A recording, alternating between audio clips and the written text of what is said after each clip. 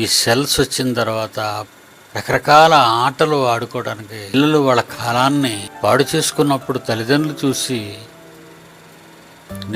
నెమ్మక నీరెత్తినట్టు కూడా లేకుండా నిశ్శబ్దంగా ఉండిపోతున్నారు. పిల్లలు ఆడుకుంటున్నారు, సెల్ నాలెడ్జ్ వచ్చేసింది పిల్లలకి. నా పిల్లలు ఎంత గొప్పవాళ్ళు అనుకుంటున్నారండి. పిల్లలు దేవుని మాటలతో వాళ్ళ మీద దేవుని ఆత్మ, వాళ్ళ నోట దేవుని మాటలు ఎల్లప్పుడూ ఉండాలి అని దేవుడు కోరుకున్నాడు.